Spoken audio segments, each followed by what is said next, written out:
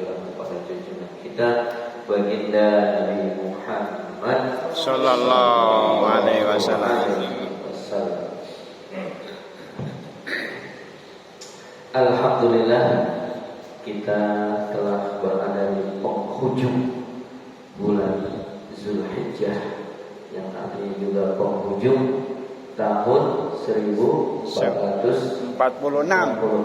Hijriah, yang artinya beberapa hari lagi kita akan memasuki tahun baru Muharram, tahun baru Hijriah, yaitu bulan Muharram sebagai bulan pertama dari bulan Hijriah.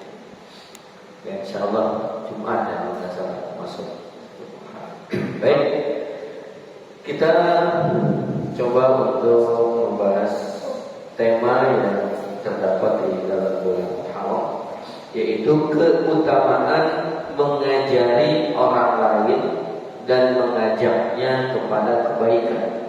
Nah, ini luar biasa. Jadi kalau kita mengajak orang lain untuk melakukan satu kebaikan, ya, kita mendapatkan pahala mengajak, ya, karena kita melakukan satu kebaikan. Dan ketika orang tersebut melaksanakan apa yang kita ajak, nah, insya Allah kita pun akan mendapatkan pahala dari orang tersebut tanpa mengurangi pahala orang tersebut. Di dalam surat Al-Jumu'ah ayat 2 Allah Subhanahu wa taala berfirman, "Huwallazi ba'atsa fil ummiyina rasulan minhum yatlu 'alaihim ayatihi wa yuzakkihim wa yu'allimuhumul kitaba wal hikmah wa in kanu min qablu la fi dhalalin mubin." Huwallazi, dialah yang ba'atsa, mengutus, ya. Jadi dianya ini siapa? Allah Subhanahu wa taala. Huwallazi ba'atsa, dialah yang mengutus fil ummiyina, ya, di dalam mengutusnya rasulan. Huwallazi ba'atsa fil ummiyina rasulan minhum, dialah Allah, ya, yang mengutus di dalam satu kaum rasulan, seorang rasul, ya. Minhum yatlu 'alaihim ayatihi, ya. Minhum, di antara kaum itu sendiri, ya. Yatlu 'alaihim, dari mana tadi? Yatlu 'alaihim ayatihi, ya. Dari kalangan mereka sendiri, yatlu, yang membacakan. Yatslu, makanya kalau orang baca Quran disebut juga tilawah, ya. Jadi kata yatslu itu yang membacakan alaihim, kepada mereka, ayat-ayat Allah, wa yuzakkihim wa yu'allimuhumul kitaba wal hikmah, mensucikan jiwa dan mengajarkan kepada mereka kitab dan hikmah, ya.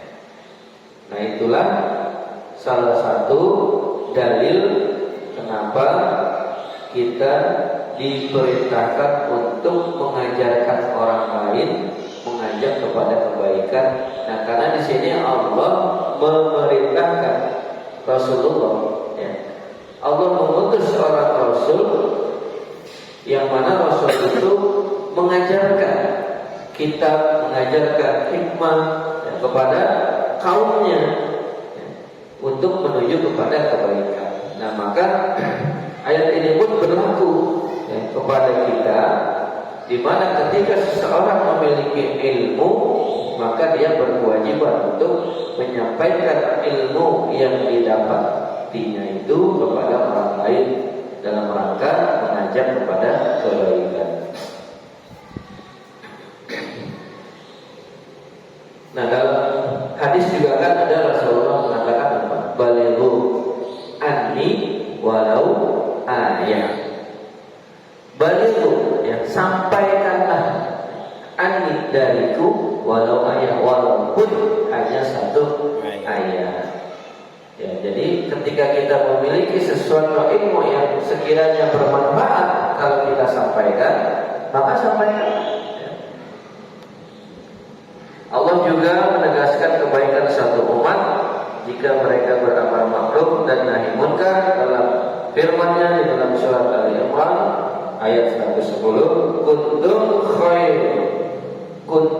khair ummatin ukhrijat linnas ta'muruna bil ma'ruf wa tanhauna 'anil munkar wa tu'minuna billah walau amana ahlul kitab lakana khairan lahum minhumul mu'minuna wa aktsaruhumul fasiqun. Kuntum khairu ummatin, kamu adalah umat terbaik. Ini ditujukan kepada siapa? Kepada umat Islam, kepada umatnya Nabi Muhammad. Jadi umat terbaik di mata Allah itu adalah umatnya Nabi Muhammad Sallallahu alaihi wasallam. Ukhrijat linnas, yang dilahirkan atau dikeluarkan untuk manusia, ta'muruna bil ma'ruf, karena menyuruh berbuat yang ma'ruf, wa tanhauna 'anil munkar, dan mencegah dari perbuatan yang munkar, dan seterusnya. Nah, ini merupakan satu alasan atau dalil juga di mana setiap manusia, karena kita sudah diberi label sebagai umat terbaik, maka kita harus mengajak kepada orang lain berbuat ma'ruf dan memperingatkan kepada orang lain untuk meninggalkan kemunkaran. Di dalam hadis yang diriwayatkan oleh Abu Mas'ud Uqbah bin Amir Al-Ansari radhiyallahu anhu yang berkata bahwa Rasulullah sallallahu alaihi wasallam sabda, "Man dalla ala khairin falahu mislu ajri fa'ilihi." Barang siapa yang menunjukkan kepada kebaikan, maka baginya pahala yang sama dengan orang yang mengerjakan kebaikan tersebut. Misalkan kita lagi jalan mau ke masjid, karena sudah azan atau sebelum azan, kita lihat ada orang lagi nongkrong. Pak, Mas, ayo, bentar lagi azan, kita ke masjid. Oh, ayo Pak, ya, saya berangkat ke masjid. Nah,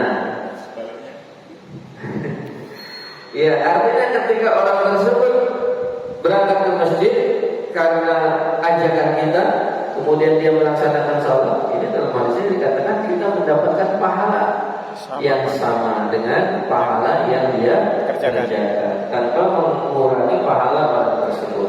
Tapi pahala kita tetap kita dapat juga, itu bukan berarti pahala kita hilang. Nah, senada dengan hadis di atas, Abu Hurairah juga meriwayatkan bahwasanya Rasulullah bersabda, "Man da'a ila hudan kana lahu minal ajri mislu ujuri may yabi'ahu la yanqusu dzalika min ujurihim syai'an wa man da'a ila dhalalati." Nah, ini kebalikannya. "Kana alaihi minal ismi mislu asami man tabi'ahu la yanqusu dzalika min asamihim syai'an." Nah, ini pengertiannya sama. Artinya orang yang mengajak kebaikan akan mendapatkan pahala seperti kebaikan yang dikerjakan oleh orang tersebut. Nah, orang yang mengajak orang lain untuk satu kemaksiatan, ketika dilakukan dia tidak sama dapatnya. Kita baca teman-temannya, barang siapa yang menyeru kepada kebaikan, maka baginya pahala yang sama dengan pahala orang-orang yang mengikutinya tanpa mengurangi pahala mereka sedikit pun. Ini lebih detail lagi ya. Dan barang siapa yang menyeru kepada kesesatan, maka baginya dosa yang sama dengan dosa orang yang mengikutinya tanpa mengurangi dosa mereka sedikit pun. Nah, jadi sama ya. Misalkan kita lagi jalan, ada orang lagi ngumpul-ngumpul, ikutin mana? Soal ada dangdut. Sampai joget kita. Sampai sana joget, masa nggak nyawer? Nyawer, goyang sama biduannya kan, goyang colek-colek, kan? Wow, banyak toka gitu. Colek-colek artinya apa? Karena ajakan kita, orang-orang tersebut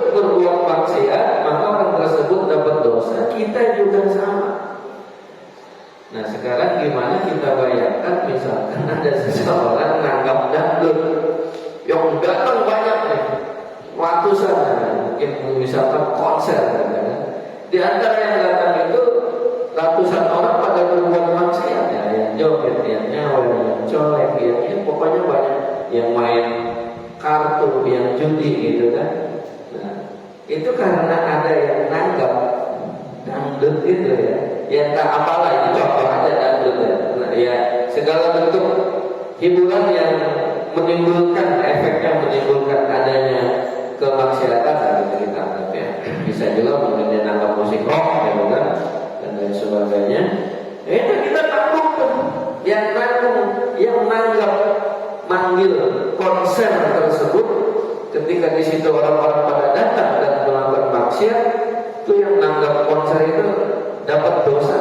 Ada berapa ratus orang yang alhamdulillah semua. Makanya kalau ada pesta pernikahan, namanya dangdut. Adro aja. Adro takwa. Adro, gitu kan, marawis, kan selanjutnya. Khairul Nisa. Iya, lagu-lagu Islami kan, salawat kan begitu. Karena kalau namanya dangdut mah biasanya udah pasti kan. Kalau nggak ada yang nyawa, tapi duluan yang datangin, nah minta disawerkan, repot kalau gitu kan. Baik. Selain hadis di atas, Abu Ummamah Al-Ba'ili juga meriwayatkan bahwa Rasulullah bersabda, "Innallaha wa malaikatahu wa ahlas samawati wal ardh hatta namlata fi juhriha la yusalluna ala muallimi nasil khair." Sesungguhnya Allah, malaikatnya serta penduduk langit dan bumi hingga semut yang ada di dalam sarangnya, mereka akan mendoakan dan memintakan ampunan bagi orang yang mengajarkan kebaikan pada manusia. Masya Allah. Jadi Allah, malaikat, penduduk langit dan bumi, bahkan sampai semut yang ada di dalam sarangnya, ketika ada seseorang menyeru kepada kebaikan, maka mereka yang disebutkan ini ya akan mendoakan ya dan meminta ampunan bagi orang yang mengajarkan kebaikan tersebut. Masya Allah. Jadi seumpama ya, contoh aja ada mubalik ceramah mengajak kebaikan kepada para hadirin, para jamaah yang hadir pada saat itu, ini didoain mohon ampunan malaikat yang minta ampunan untuk orang tersebut. Kalau doanya malaikat kira-kira diijabah? Dijabah. Ya kan? Ditambah lagi seluruh makhluk yang ada di langit dan termasuk semut yang ada di dalam sarang. Nah, sekarang kalau kita mau perhatikan, ya ketika ini hadis ini merupakan maknanya adalah makna muhkam ya. Semut memohon ampunan kepada. Berarti semut ini termasuk kategori makhluk yang berakal. Ya sesuai dengan kapasitasnya. Karena apa? Karena semut dari hasil penelitian itu hewan yang sepertinya itu mempunyai interaksi sosial dengan sesamanya. Ya, kalau kita lihat sebut ketemu salaman ya, ketemu salaman ya. Bahkan di dalam surah An-Naml ya, di situ ya di An-Naml, memang saya lupa ayatnya, di situ disebutkan yang wahai semut itu kan segera masuk ke dalam rumah-rumah kalian, karena sebentar lagi pasukan Nabi Sulaiman akan lewat. Nah, tapi sebutan semut itu pakai alati, ya, bukannya alazi. Nah, alati ini adalah bentuk isim isyarat untuk yang ditujukan kepada makhluk yang berakal, untuk manusia, untuk kita disebut berarti di situ kategorinya semut itu makhluk yang berakal. Masya Allah. Maka yusalluna alaih, ialah mendoakan dan memintakan ampunan baginya. Nah, pelajaran yang dapat kita dapat dari pemaparan beberapa hadis dan ayat di atas. Yang pertama, mengajarkan kebaikan kepada manusia termasuk amalan para nabi. Keutamaan mengajarkan kepada manusia ilmu-ilmu agama, sebab barang siapa mengajarkan satu ilmu atau menyeru kepada petunjuk, maka baginya pahala yang sama dengan orang yang mengamalkan kebaikan tersebut karena ajakan kita. Besarnya pahala orang yang mengajarkan kebaikan kepada manusia, sebab Allah akan memberi pujian kepadanya, serta penduduk langit dan bumi akan memintakan ampunan untuknya. Jadi kalau bicara penduduk langit dan bumi, semua yang ada, termasuk kalau memang alien ada di sana, itu mohonkan ampun kepada kita ya. Kita nggak tahu apakah benar ada atau alien ya. Tapi kalau ada ya berarti mereka memohonkan ampun kepada kita. Hal ini dikarenakan akan diperolehnya kebaikan di muka bumi lantaran tersebarnya ilmu. Dan keutamaan berdakwah mengajak untuk kembali kepada Allah dan amal ma'ruf nahi munkar. Wallahu a'lam bishawab. Mudah-mudahan apa ya, kita bisa menjadi